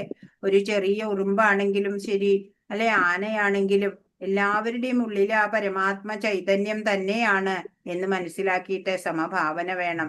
ഇവർക്ക് അങ്ങനെയൊന്നും ഇല്ല. ഞാനാണ് കേമൻ എന്നുള്ള ആ ഒരു വിചാരം മാത്രാണ്. പരമ ഭഗവാനോട് ഈർഷ്യാലുക്കളായിട്ട് ഇവര് ധർമ്മത്തെ അറിയാതെ അധാർമികരായിട്ട് ജീവിക്കുകയാണ് ചെയ്യണത്. ഇപ്പോ ഇവിടെ ഒരു പിക്ചർ ഇവിടെ കാണുന്നുണ്ട് അല്ലെ. അപ്പൊ ഈ എന്താ പറയാ, പാലാഴി കടഞ്ഞ് അമൃത് കിട്ടിയ വേളയില് അമൃത അസുരന്മാര് കൈക്കലാക്കി. ദേവന്മാരും അസുരന്മാരും തമ്മിൽ എന്നും യുദ്ധാണ് അല്ലെ, നമുക്കറിയാം. അപ്പൊ അങ്ങനെ ആ അമൃത് കടഞ്ഞ് കിട്ടിയപ്പോഴ് അത് അസുരന്മാര് കൈക്കലാക്കി. അപ്പൊ ദേവന്മാർക്ക് അസുരന്മാരോട് മല്ലിട്ട് നിൽക്കാനുള്ള കെൽപ്പൊന്നും ഇല്ല. അപ്പൊ അവർക്ക് വിഷമായി. മഹാവിഷ്ണുവിന്റെ അടുത്ത് സങ്കടം പറയാ. അപ്പൊ മഹാവിഷ്ണു പറഞ്ഞു, വഴി ഉണ്ടാക്കാം. അങ്ങനെ മഹാവിഷ്ണു ഒരു മോഹിനി രൂപം കൈക്കൊണ്ടു അല്ലെ, അതിസുന്ദരിയായിട്ട്. ആ സുന്ദരിയെ കണ്ട അസുരന്മാരൊക്കെ മോഹിതരായി. അപ്പോഴ് ഈ സുന്ദരി പറഞ്ഞു, മോഹിനി പറയാണ്, നിങ്ങളെല്ലാവരും കണ്ണടച്ചിരിക്കൂ, ഞാൻ നിങ്ങൾക്ക് എല്ലാവർക്കും അമൃത് വിളമ്പി തരാം എന്ന് പറയാണ്. അങ്ങനെ ദേവന്മാര് ഒരു വരി കണ്ണടച്ച് അവിടെ ഇരിക്കുന്നു, അസുരന്മാര് വേറെ കണ്ണടച്ച് അവിടെ ഇരിക്കുന്നുണ്ട്. അപ്പൊ മോഹിനിയെ കിട്ടാൻ വേണ്ടിയിട്ട് എന്തും അനുസരിക്കാൻ അവര് അസുരന്മാര് തയ്യാറായി. അങ്ങനെ മോഹിനി ഇങ്ങനെ ദേവന്മാർക്കൊക്കെ ആദ്യം വിളമ്പാണ് അമൃത്. അപ്പോഴ് ഒരു സിംഹകേയൻ എന്ന് പറഞ്ഞ ഒരു അസുരനുണ്ട്. ആള് ദേവന്മാരുടെ വേഷം ഇട്ടിട്ട് ദേവന്മാരുടെ വരിയിൽ വന്നിരുന്നു. അങ്ങനെ ഈ അമൃതമൊക്കെ വിളമ്പിയപ്പോഴേക്കും ഈ അസുരന് അറിയില്ല, പെട്ടെന്ന് എടുത്ത് കഴിക്കുകയാണ്. എല്ലാവരും കഴിക്കുമ്പോഴല്ല കഴിക്കണേ, വിളമ്പിയതും എടുത്ത് കഴിക്കുക. അപ്പോള് നോക്കുമ്പോ മനസ്സിലായി ഇത് അസുരനാണെന്ന്. അപ്പോ മോഹിനി രൂപത്തിൽ ഇരുന്ന ആ വിഷ്ണു തന്നെ ചക്രം അയച്ച് ശിരസ് ഛേദിക്കുകയാണ്. അപ്പോഴേക്കും അമൃത് കുറച്ച് കഴിച്ചിട്ടുണ്ടായിരുന്നു. അതുകൊണ്ട് രണ്ട് ദേഹവും ശിരസും രണ്ടും ജീവനോടെ ഇരുന്നു. അതാണ് രാഹു കേതു ആയിട്ട് മാറിയത്. അങ്ങനെയാണ് കഥ. 19 താനഹം ദ്വിഷത ക്രൂരാൻ സംസാരേഷു നരാധമാൻ ക്ഷിപാമ്യജസ്രമശുഭാ നാസുരീഷ്വേവ യോനിഷു. ഈർഷ്യാലുക്കളും ദുർബുദ്ധികളുമായ ഈ മനുഷ്യ അധമന്മാരെ ഭൗതിക ജീവിത സാഗരത്തിലെ അസുരയോനികളിൽ തന്നെ ഞാൻ വീണ്ടും വീണ്ടും ജനിപ്പിക്കുന്നു. അപ്പൊ ഈ ആസുരികൾ എങ്ങനെയാ? ഈർഷ്യാലുക്കള്, ദുർബുദ്ധികള്, മനുഷ്യ അധമന്മാര് ഒക്കെയാണ്. അവരെ ഭഗവാൻ എന്താ ചെയ്യണത്? ഈ ഭൗതിക സാഗരത്തിൽ തന്നെ ആസുര യോനികളില് വീണ്ടും വീണ്ടും ജനിപ്പിക്കും. അവർക്ക് അതിൽ നിന്ന് ഒരു മോചനമൊന്നും ഒരിക്കലും ഇല്ല. അങ്ങനെയാണ് അവരുടെ ഗതി ഉണ്ടാവുള്ളൂ. വൈകുണ്ഠത്തില് ദേഷ്യം പാടില്ല എന്നുള്ളതിന്റെ ഒരു കഥയാണ് ഇവിടെ കാണിക്കണത്. അപ്പൊ ഇത് വൈകുണ്ഠ ലോകത്തിന്റെ ദ്വാരപാലകര് രണ്ടുപേര്. വൈകുണ്ഠത്തില് ഭഗവാന്റെ തന്നെ സ്വരൂപമാണ് അല്ലെ എല്ലാവർക്കും. സാരൂപ്യം എന്ന് പറഞ്ഞാല് ഭഗവാന്റെ അതേ രൂപത്തിലായിരിക്കും. അങ്ങനെ അപ്പൊ അവിടെ കഥ എന്താണെങ്കില് 4 കുമാരന്മാരുണ്ട് ആത്മജ്ഞാനികളായിട്ട്. അവര് സനകൻ, സനന്ദൻ, സനാതനൻ, സനത്കുമാരൻ. അങ്ങനെ 4 പേര്. അവർക്ക് എന്നും 4 വയസ്സാ. അവർക്ക് ഒരിക്കലും പ്രായമാവില്ല. പക്ഷെ അവര് ജ്ഞാനികളാ, വലിയ ഭക്തരാ. അങ്ങനെ അവർക്ക് ഒരു പ്രാവശ്യം വൈകുണ്ഠത്തിലേക്ക് പോകണം എന്ന ആഗ്രഹം. അങ്ങനെ അവര് വൈകുണ്ഠത്തില് 7 ഗേറ്റ് ഉണ്ട്, കടക്കണം. അങ്ങനെ 6 കടന്നു. പടി 6 കടന്ന് അവിടെ ചെന്നപ്പോൾ അല്ലെ, അങ്ങനെ 6 കടന്നു അവര്.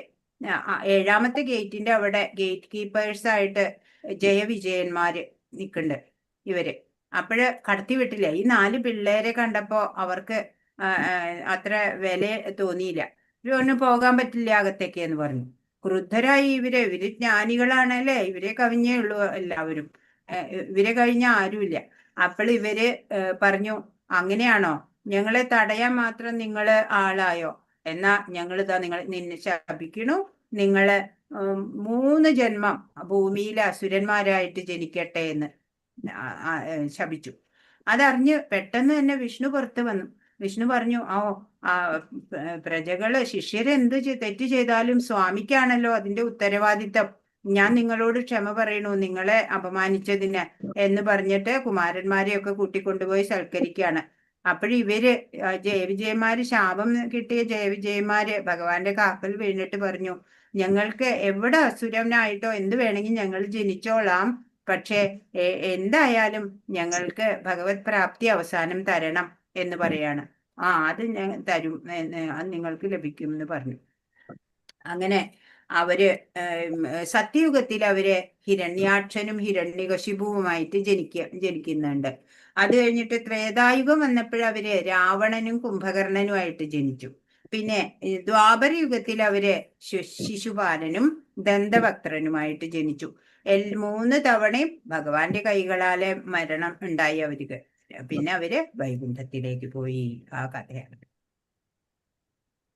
ഹരേ കൃഷ്ണ. 20 ആസുരീം യോനിമാപന്ന മൂഢാ ജന്മനി ജന്മനി മാമപ്രാപ്യൈവ കൗന്ദേയ തതോ യാന്ത്യഥമാം ഗതിം. ഹേ കുന്തിപുത്ര, ആസുര ജീവഗണങ്ങളിൽ അനേകം തവണ ജന്മമെടുത്ത ശേഷവും ഇത്തരക്കാർ ഒരിക്കലും എന്റെ അടുത്തെത്തുകയില്ല. ക്രമേണ അധികം നീചങ്ങളായ തലങ്ങളിലേക്ക് താഴ്ത്തപ്പെടുന്നു. അപ്പോൾ എന്താണ് ഇവർക്ക് ഇവരുടെ ഗതി എന്താണ്? അനേകം തവണ ഇവിടെ തന്നെ ആസുരീ ജീവഗണങ്ങളില് ഇങ്ങനെ അല്ലേ പല 84 ലക്ഷം തരം ജീവികളുണ്ട്. ഓരോ ഇതില് ഏതൊക്കെയാണോ, പുഴുവാണോ, പാറ്റയാണോ, അല്ലേ പട്ടി, പൂച്ച, പന്നി ഏതാണോ അറിയില്ല. അങ്ങനെയൊക്കെ ജന്മം എടുത്ത ശേഷം അപ്പോഴും അവർക്ക് ഭഗവാനെ അറിയണമെന്ന് ആഗ്രഹമില്ല, ഭഗവാനെ അറിയാൻ ശ്രമിക്കില്ല. അപ്പോഴെന്താ, അധികം നീചമായിട്ടുള്ള ആ തലത്തിലേക്ക് താഴ്ത്തപ്പെടുകയാണ് അവർ ചെയ്യാൻ. നരകലോകങ്ങളില് അതല്ലെങ്കിൽ നീചമായ ജന്മങ്ങളിലേക്ക് ഒക്കെ അവര് താഴ്ത്തപ്പെടും. അങ്ങനെയുള്ളവര് ഭഗവാൻ കരുണാമൂർത്തി തന്നെയാണ് ഭഗവാൻ അല്ലേ. അപ്പോ എങ്കിലും ആസുരികളില് ഭഗവാൻ അധികം കനിയില്ല. അങ്ങനെ ഇവര് ജന്മം തോറും അധപ്പതിച്ച് അല്ലേ, പൂച്ച, പന്നി, നായയൊക്കെ ആയിട്ട് അങ്ങനെ ആസുരികളെ വധിക്കുക എന്നതും അതും ഭഗവാന്റെ ഒരു കരുണ തന്നെയാ. ഭഗവാന്റെ കൈകളാൽ വധം കിട്ടിയാൽ അവർക്ക് മോക്ഷം തന്നെയാണ്. അപ്പോ ഒരു വ്യക്തി എപ്പോഴും തന്റെ കർത്തവ്യം, ലക്ഷ്യം എല്ലാം അറിയണം അല്ലെ. ഭഗവത്ഗീതയിലെ എല്ലാം ഭഗവാൻ പറഞ്ഞു തരുന്നുണ്ട്. നമ്മൾ ഭഗവാനെ അറിയണം. ഭഗവാനുമായിട്ടുണ്ടായിരുന്ന നമ്മുടെ ആ മറന്നുപോയ ബന്ധം പുനഃസ്ഥാപിക്കണം നമ്മള്. അല്ലാതെ ഈ ആസുരി യോനിയിൽ ഇങ്ങനെ ജനിച്ചു മരിച്ച് നീച ജന്മങ്ങളിലേക്ക് പോകാൻ നമ്മളെ ഇടയാവരുത്. 21 ത്രിവിധം നരകസ്യതം ദ്വാരം നാശനമാത്മന കാമക്രോധസ്തഥാ ലോഭാസ്തസ്മാദേതത്രയം ത്യജേത്. നരകത്തിന് കവാടങ്ങൾ 3 കാമം, ക്രോധം, ലോഭം. നരകത്തിലേക്ക് പോവാനേ 3 ഡോറുണ്ട് എന്നാ പറയണേ. ഏതൊക്കെയാ? കാമം, ക്രോധം, ലോഭം, അത്യാഗ്രഹം. ലോഭം എന്ന് വെച്ചാൽ അപ്പൊ ബുദ്ധിയുള്ള എല്ലാവരും ഈ 3 കൂട്ടം ഒഴിവാക്കണം. കാരണം ഇത് ആത്മാവിനെ അധപ്പതനത്തിലേക്ക് വഴിതെളിക്കും. ഇത് ആത്മാവിനെ നല്ല വഴിക്ക് കൊണ്ടുപോകണ കാര്യങ്ങളല്ല ഈ കാമം, ക്രോധം, ലോഭം എന്നുള്ളത്. അതുകൊണ്ട് ഒരു വ്യക്തി അതെല്ലാം ഒഴിവാക്കി കളയണം എന്ന്.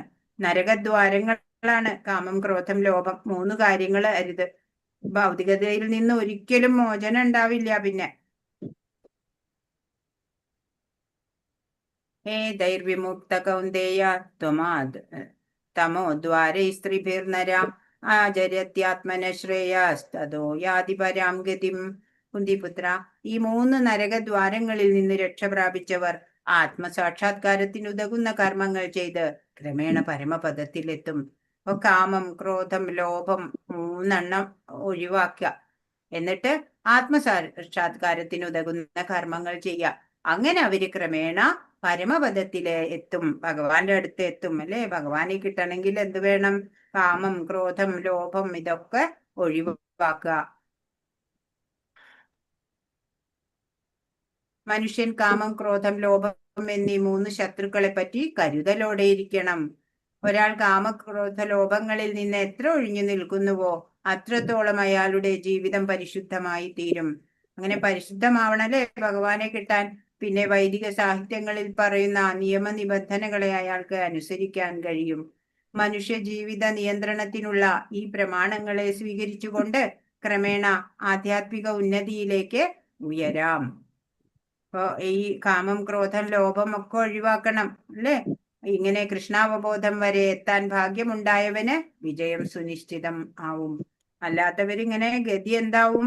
അവരുടെ അധപ്പതനാണ് അവർക്ക് ഉണ്ടാവുള്ളൂ അല്ലെ. ഭഗവാനെ അറിയാൻ ശ്രമിക്കണം. ദോഷമുള്ള സ്വഭാവങ്ങളൊക്കെ മാറ്റിക്കളയണം അല്ലെ. ദൈവിക സമ്പത്ത് ഏതൊക്കെയാണെന്ന് ആദ്യ 3 ശ്ലോകങ്ങളില് നമ്മൾ കണ്ടു. അതൊക്കെ ആ ഗുണങ്ങളൊക്കെ നമ്മളില് ഉണ്ടാക്കാൻ ശ്രമിക്കണം. അതല്ലാത്ത കാമക്രോധ ലോഭാദികള്, ദംഭം, ദർപ്പം, അഹങ്കാരം അല്ലെ, പരദൂഷണം അങ്ങനെയുള്ള കാര്യങ്ങളൊക്കെ നമ്മൾ ഒഴിവാക്കി മനഃശുദ്ധി അല്ലെ, ചിത്തശുദ്ധി വരണം. എന്നിട്ട് നമ്മൾ നിയമനിബന്ധനകൾ അനുസരിച്ച് തപശ്ചര്യയോടെ ജീവിക്കുമ്പോഴാണ് നമുക്ക് ആ സാധനാ ഭക്തരായിട്ട് അല്ലേ വരാൻ പറ്റുക. അത് കഴിഞ്ഞ് കൃഷ്ണാവബോധം വരെ എത്താൻ ഭാഗ്യം ഉണ്ടായ പിന്നെ അവിടുന്ന് ഭഗവാൻ നമ്മളെ സഹായിക്കും ഉയർന്നു വരാൻ. ഹരേ കൃഷ്ണ.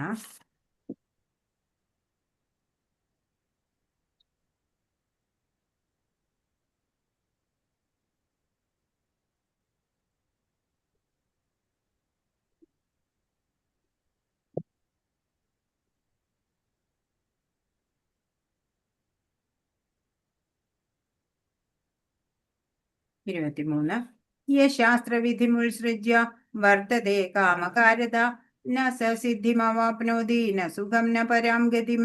ശാസ്ത്രവിഹിതങ്ങളായ വചനങ്ങളെ കണക്കിലെടുക്കാതെ തന്നിഷ്ടം പോലെ പ്രവർത്തിക്കുന്നവർക്ക് പരിപൂർണതയോ പരമലക്ഷ്യപ്രാപ്തിയോ സുഖം പോലുമോ നേടാനാവില്ല. ശാസ്ത്രവിഹിതങ്ങളായിട്ടുള്ള ആ വചനങ്ങള്, നിർദ്ദേശങ്ങള് അതിനെ ഒന്നും വില കൊടുക്കാതെ തന്നിഷ്ടത്തിന് പ്രവർത്തിക്കുകയാണ് എന്നുണ്ടെങ്കിൽ അവർക്ക് പരമലക്ഷ്യം പ്രാപിക്കാൻ പറ്റില്ല, പരിപൂർണത ഉണ്ടാവില്ല, ഒരു തരി സുഖം പോലും അവർക്ക് നേടാൻ സാധിക്കില്ല എന്ന് ഭഗവാൻ പറയാണ്. ഇവിടെ നോക്കൂ, 3 പിക്ചർ ഉണ്ട് അല്ലെ. ആദ്യം എന്ന് വെച്ചാ സത്യയുഗത്തില് എങ്ങനെയായിരുന്നു? രണ്ട് ലോകങ്ങൾ തമ്മിലായിരുന്നു യുദ്ധം നടന്നിരുന്നത്, മത്സരം നടന്നിരുന്നത്. അതായത് ഈ ഹിരണ്യാക്ഷനെ വിഷ്ണു വരാഹ രൂപത്തിൽ അവതരിച്ചിട്ടാണ് അല്ലെ വധിക്കുന്നത്. ഹിരണ്യാക്ഷനെ വധിക്കുന്ന വരാഹമൂർത്തിയാണ് ഇത്. അന്ന് ദേവലോകത്തും ലോകം തമ്മിലായിരുന്നു യുദ്ധം. പിന്നീട് ത്രേതായുഗം വന്നപ്പോഴ് രാമരാവണ യുദ്ധം അല്ലെ, രണ്ട് രാജ്യങ്ങൾ തമ്മിലുള്ള യുദ്ധമായിരുന്നു.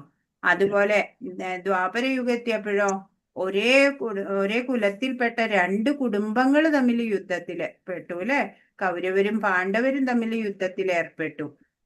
പക്ഷേ ഇപ്പൊ ഈ കലിയുഗാണ്. ഈ കലിയുഗത്തിൽ എങ്ങനെയാ, ഒരു വ്യക്തിയിൽ തന്നെ ആസുരി ഗുണങ്ങളും ദൈവീ ഗുണങ്ങളും ഉണ്ട്. ഇപ്പൊ അങ്ങനെയാ കലിയുഗത്തില്. ഒരാൾ തന്നെ ദൈവീകതയുള്ള ഒരാളാവും, ഒരാൾ ആസുരി. അങ്ങനെ രണ്ടും ഒരാളിലുണ്ടാവും. 24 തസ്മാച്ഛാത്രം പ്രമാണം തേ കാര്യകാര്യവ്യവസ്ഥിതോ ജ്ഞാത്വാ ശാസ്ത്രവിധാനോക്തം കർമ്മ കർത്തുമിഹാർഹസി. എന്തു ചെയ്യാൻ പാടില്ല എന്ന് ധർമ്മശാസ്ത്രങ്ങളുടെ അടിസ്ഥാനത്തിൽ ഒരാൾ മനസ്സിലാക്കണം. ഈ നിയമ നിബന്ധനകൾ പഠിച്ചറിഞ്ഞ ശേഷം മാത്രം പ്രവർത്തിക്കുക. തന്മൂലം ക്രമേണ ഉന്നതി പ്രാപിക്കും. ഏതാണോ ശരിയായിട്ട് ഉള്ള മാർഗം, എന്താണ് ചെയ്യേണ്ടത്, എന്ത് ചെയ്യരുതാത്തത് എന്നൊക്കെ ഒരാൾ മനസ്സിലാക്കണം. അങ്ങനെ നിയമനിബന്ധനകളൊക്കെ അറിഞ്ഞ ശേഷം പ്രവർത്തിക്കണം. അപ്പോഴാണ് നമുക്ക് ഉന്നതി ഉണ്ടാവുക എന്ന് ഭഗവാൻ പറഞ്ഞു തരാണ്. വൈദിക വിധികള് അതൊക്കെ കൃഷ്ണനെ അറിയാനുള്ള വഴികളാണ്. ഭഗവത്ഗീതയിലൂടെയും ഭഗവാൻ പറഞ്ഞു തരുന്നുണ്ട് അല്ലേ, എങ്ങനെ വേണം എന്ന്. അങ്ങനെ കൃഷ്ണനെ അറിഞ്ഞ് കൃഷ്ണാവബോധം ഉൾക്കൊള്ളണം. അവര് വേദ സംഹിതകളിൽ നിന്ന് നേടാവുന്നത്ര അറിവ് മുഴുവൻ നേടിക്കഴിഞ്ഞു എന്നാണ് പറയാ കൃഷ്ണാവബോധത്തിലെത്തിയവര്. ചൈതന്യ മഹാപ്രഭു പറഞ്ഞു അല്ലെ, ഹരേ കൃഷ്ണ മഹാമന്ത്രം ജപിക്കുക എന്ന്. ഭക്തിപൂർവം ഭഗവത് സേവനത്തിൽ ഏർപ്പെടണം എന്ന് പറഞ്ഞു. പിന്നെയോ ഭഗവത് പ്രസാദം ഭക്ഷിക്കണം. 3 കാര്യങ്ങളാ അല്ലെ, നാമജപം, ഭഗവത് സേവനം, പിന്നെ പ്രസാദ ഭക്ഷണം. പിന്നെ ശാസ്ത്ര പ്രമാണങ്ങളോടുള്ള വെറുപ്പ് എല്ലാത്തരം വീഴ്ചകൾക്കും കാരണമാകും, വലിയ അപരാധവുമാണ്. ശാസ്ത്രത്തിനോട് അല്ലെ, നമ്മളുടെ ശാസ്ത്രങ്ങളോടൊക്കെയുള്ള വെറുപ്പ് കാണിക്കുന്നവര് ആസുരി സ്വഭാവമുള്ളവരാ. അവർക്ക് പതനം മാത്രമേ ഉണ്ടാവുള്ളൂ, ഒരു മേൽഗതി അവർക്ക് ഉണ്ടാവില്ല. ഭഗവത്ഗീതയിലൂടെ കൃഷ്ണനെ അറിയുകയും കൃഷ്ണാവബോധം ഉൾക്കൊള്ളുകയും ചെയ്ത് ഭക്തിയുത സേവനത്തിൽ മുഴുകുന്നവൻ വേദസംഹിതകൾക്ക് നൽകാവുന്നത്ര അത്യുത്കൃഷ്ട ജ്ഞാനം അത്രയും നേടിക്കഴിഞ്ഞു. ശ്രീ ചൈതന്യ മഹാപ്രഭു ഈ പ്രക്രിയ അത്യന്തം ലളിതമാക്കിയിട്ടുണ്ട്. ഹരേ കൃഷ്ണ കൃഷ്ണ കൃഷ്ണ ഹരേ ഹരേ, ഹരേ രാമ രാമ രാമ ഹരേ ഹരേ എന്ന മഹാമന്ത്രം ജപിക്കുവാനും ഭഗവത് സേവനത്തിൽ ഭക്തിപൂർവം ഏർപ്പെടാനും ഭഗവത് പ്രസാദം ഭക്ഷിക്കാനുമാണ് അദ്ദേഹം ജനങ്ങളോട് ഉപദേശിച്ചിട്ടുള്ളത്. ഈ ഭക്തി സാധനകളിൽ നേരിട്ട് ഏർപ്പെട്ടിരിക്കുന്ന ഒരാൾ വൈദിക സാഹിത്യങ്ങൾ വേണ്ടും വണ്ണം പഠിച്ചിട്ടുണ്ടെന്ന് പറയാം അല്ലേ. അപ്പോ ഈ ഭക്തിപൂർവം ഭഗവത് സേവനത്തിൽ ഏർപ്പെടുന്നവർക്ക് പിന്നെ മറ്റൊരു പഠിപ്പും വേണ്ട. അവരെല്ലാ അറിവും സമ്പാദിച്ചു കഴിഞ്ഞു അല്ലേ. ഭഗവാൻ അവരുടെ ഉള്ളില് ജ്ഞാനപ്രകാശം, ജ്ഞാനദീപം കൊളുത്തിയിട്ട് അവരുടെ അന്ധകാരമൊക്കെ അകറ്റും. ഹരേ കൃഷ്ണ കൃഷ്ണ കൃഷ്ണ ഹരേ ഹരേ, ഹരേ രാമ രാമ രാമ ഹരേ ഹരേ. വാഞ്ചാകൽപതരുഭ്യശ്ച കൃപാ സിന്ധുഭ്യേവ ച പതിതാനാം പാവനേഭ്യോ വൈഷ്ണവേഭ്യോ നമോ നമഃ. അനന്തകോടി വൈഷ്ണവ വൃന്ദ കി ജയ്, ശ്രീല പ്രഭുപാദ് കി ജയ്, ഗുരു മഹാരാജ് കി ജയ്. ഹരേ കൃഷ്ണ. ഇന്ന് പറഞ്ഞതിൽ എന്തെങ്കിലും സംശയം ഉണ്ടെങ്കിൽ ചോദിക്കൂ. ഹരേ കൃഷ്ണ. ഹരേ കൃഷ്ണ മാതാജി. ചോദിക്കൂ. ദമ്പം എന്ന് പറഞ്ഞു കഴിഞ്ഞാൽ അഹങ്കാരം എന്നല്ലേ? അതെ. ഓക്കെ, അതൊരു സംശയം ഉണ്ടായിരുന്നു.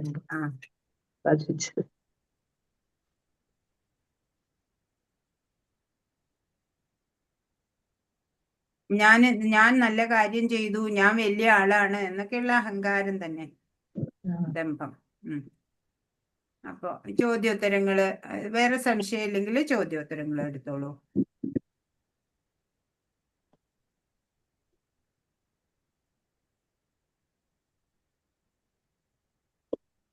എഴുതിയൊരു വായിക്കുവോ? ചോദ്യോത്തരം. ദിവ്യ പ്രകൃതികൾ അനുഗ്രഹീതരായവർക്കുള്ള 26 ഗുണങ്ങൾ ഏതെല്ലാം? ആ നിർഭയത, അസ്തിത്വത്തിന്റെ ശുദ്ധി, ആധ്യാത്മിക ജ്ഞാനം, നിഷ്ഠ, ദാനം, ആത്മനിയന്ത്രണം, യജ്ഞം, വേദപഠനം, തപസ്, ലാളിത്യം, അഹിംസ, സത്യം, ത്യാഗം, ക്രോധമില്ലായ്മ, ശാന്തി, പരദൂഷണത്തിൽ വെറുപ്പ്, സർവ്വജീവികളോടും കാരുണ്യം, ക്ഷമ, തേജസ്, ലോഭമില്ലായ്മ, മൃദുല സ്വഭാവം, വിനയം, സ്ഥിരനിശ്ചയം, ധൈര്യം, ശൗചം, അസൂയരാഹിത്യം, ബഹുമതിക്കുള്ള വാഞ്ചയില്ലായ്മ. ഉം. ഇത്രേ. അതെ അത്രേ. അപ്പൊ ഈ ക്വാളിറ്റീസ് പറഞ്ഞതൊന്നും നമ്മളിൽ ഇല്ലെങ്കിൽ നമ്മൾ അതൊക്കെ വളർത്തിയെടുക്കാൻ ശ്രമിക്കണം. ഇതല്ലാതെ എന്തെങ്കിലും നമ്മുടെ ഉണ്ടെങ്കിൽ അതൊക്കെ ഒഴിവാക്കണം. അടുത്തത് അർജുനൻ ഏത് ഗുണത്തിൽ വായിച്ചോളൂ, അതിന് വായിക്കോളൂ. അർജുനൻ ഏത് ഗുണത്തിൽ പിറന്നവനാണ്? സത്വഗുണത്തിൽ. അർജുനൻ ദൈവിക ദൈവിക ഗുണം. ദൈവിക സത്വഗുണം തന്നെയാണ്. പക്ഷെ ഈ ചാപ്റ്ററിൽ പറയുമ്പോ ദൈവിക ദൈവിക ഗുണം. സമ്പത്തോടു കൂടി ജനിച്ചവൻ. ആ. അടുത്തത് ശ്ലോകം 20 ആരെക്കുറിച്ചാണ് ഭഗവാൻ പറയുന്നത്? ആസുര ജീവഗണങ്ങളെ കുറിച്ച്. ആസുര സ്വഭാവികളെ കുറിച്ചു. അതെ, അവർക്ക് അധപ്പതനം ഉണ്ടാവണു എന്നാണ് പറയുന്നത് അല്ലേ? അടുത്തത് ആസുര സ്വഭാവത്തിലുള്ളവരുടെ സ്വഭാവങ്ങൾ എങ്ങനെയാണ്? ഗർവം, അഹങ്കാരം, അഭിമാനം, അഭിമാനം, ക്രോധം, പാരുഷ്യം, ജ്ഞാനം എന്നിവ അസുര ഗുണങ്ങളാണ്. അതെ. പിന്നെ നരകത്തിന്റെ 3 കവാടങ്ങൾ: കാമം, ക്രോധം, ലോഭം. അതെ. ബദ്ധനായ ജീവാത്മാവിൽ കാണുന്ന 3 ദോഷങ്ങൾ അത് ഇത് തന്നെയാണ്. അല്ല അത് 4 പ്രേരിത നിഷിദ്ധമായി ചെയ്യുക, തന്നിഷ്ടം കാണിക്കുക. അതല്ലേ മാതാജി? അതല്ല മാതാജി. അതായത് ഈ നമ്മള് ജീവാത്മാക്കൾക്ക് 4 ന്യൂനതകളുണ്ട്. അതാണ്. അത് മുമ്പ് നമ്മൾ എവിടെയോ പഠിച്ചിട്ടുള്ളതല്ലേ? അതായത് അവരുടെ അതന്നെ, ഇന്ദ്രിയങ്ങൾക്ക് പരിമിതിയുണ്ട്. തെറ്റ് പറ്റാവുന്ന വ്യാമോഹശീലം, അല്ല, വഞ്ചിക്കാനുള്ള പ്രവണത ഉണ്ടാവും. മായ ബാധിക്കും. പ്രവണത. അതെ വ്യാമോഹം. അതെ. അല്ല, വ്യാമോഹം എന്നല്ല, അത് ഇന്ദ്രിയങ്ങളെ പരിമിതി. മനസ്സിലാക്കാനുള്ള പിന്നെ മായ ബാധിക്കും അവരെ. 3 എണ്ണം ഇവിടെ പറഞ്ഞാൽ മതി. അപ്പൊ വഞ്ചിക്കാനുള്ള പ്രവണത ഉണ്ടാവും. അങ്ങനെ 4 ന്യൂനതകളുണ്ട് ബദ്ധരായ ജീവാത്മാക്കൾക്ക്. ഇന്ദ്രിയങ്ങൾക്ക് പരിമിതിയാണ്. പിന്നെ വഞ്ചിക്കാനുള്ള പ്രവണത. തെറ്റ് പറ്റും, അവർക്ക് തെറ്റുകൾ പറ്റും. മായ അങ്ങനെ പറഞ്ഞു 3 എണ്ണം. അടുത്തത് സമൂഹത്തിലെ എല്ലാത്തരം വീഴ്ചകൾക്കും കാരണം ഭഗവാനെ കുറിച്ചുള്ള ജ്ഞാനം തരുന്ന പ്രമാണങ്ങളോടുള്ള വെറുപ്പാണ് മനുഷ്യ സമൂഹത്തിലെ എല്ലാത്തരം വീഴ്ചകൾക്കും കാരണം. അതെ. ചൈതന്യ മഹാപ്രഭു ജനങ്ങളോട് ഉപദേശിച്ചത് എന്താണ്? ഹരേ കൃഷ്ണ ഹരേ കൃഷ്ണ കൃഷ്ണ കൃഷ്ണ ഹരേ ഹരേ, ഹരേ രാമ രാമ രാമ ഹരേ ഹരേ എന്ന മഹാമന്ത്രം ജപിക്കുവാനും ഭഗവത് സേവനത്തിൽ ഭക്തിപൂർവ്വം ഏർപ്പെടാനും ഭഗവത് പ്രസാദം ഭക്ഷിക്കാനുമാണ് അദ്ദേഹം ജനങ്ങളോട് ഉപദേശിച്ചിട്ടുള്ളത്. കലിയുഗത്തിൽ ആരെല്ലാം തമ്മിലാണ് മത്സരം നടക്കുന്നത്? ആസുരി ഭാവവും ദൈവിക ഭാവവും. ഒരാളിൽ തന്നെ ഓരോ വ്യക്തിയിലും ഉണ്ടാവും അല്ലേ? സത്യയുഗത്തിലെ ലോകങ്ങൾ തമ്മില്, ത്രേതായുഗത്തിലെ രാജ്യങ്ങൾ തമ്മില്, പിന്നെ ദ്വാപരയുഗത്തിലെ കുടുംബങ്ങൾ തമ്മില്, കലിയുഗത്തിലായപ്പോ ഒരാളിൽ തന്നെ 2 ഗുണമുണ്ട്, ആസുരീകവും ദൈവികവും ഉണ്ട്. അപ്പൊ ആസുരീകവും ദൈവികവും ഒരാളിൽ തന്നെ ഉണ്ടെങ്കിൽ നമ്മൾ എന്ത് ചെയ്യണം? ആസുരീകത്തിനെ ഒഴിവാക്കാൻ ശ്രമിക്കണം. ദൈവികത്തിനെ സമ്പത്ത് കൂട്ടിക്കൊണ്ടുവരാൻ നമ്മൾ ശ്രമിക്കണം. അപ്പോഴാണ് നമുക്ക് ഭഗവാനെ കിട്ടുക എന്നുള്ളതാണ് ഈ അധ്യായം നമുക്ക് പറഞ്ഞു തന്നത്. ഇനി എന്തെങ്കിലും സംശയം ഉണ്ടെങ്കിൽ ചോദിക്കൂ. മാതാജി, 7ാമത്തെ ആൻസർ ഒന്ന് പറയാമോ? ഒന്ന് പറയൂ. എല്ലാത്തരം വീഴ്ചകൾക്കും കാരണം എന്താണ്? പ്രമാണങ്ങളോടുള്ള വെറുപ്പ് എന്ന് മാത്രം എഴുതിയ പോലെ മാതാജി. എന്തിനോടുള്ള വെറുപ്പ്? അത് ശാസ്ത്രപ്രമാണങ്ങളോടുള്ള ശാസ്ത്ര പ്രമാണങ്ങളോടുള്ള വെറുപ്പാണ് എല്ലാ വീഴ്ചകൾക്കും കാരണം. അതൊരു വലിയ അപരാധാണ്. അതുകൊണ്ടാണ് നമ്മൾ ശിക്ഷ അനുഭവിക്കേണ്ടി വരുന്നത്.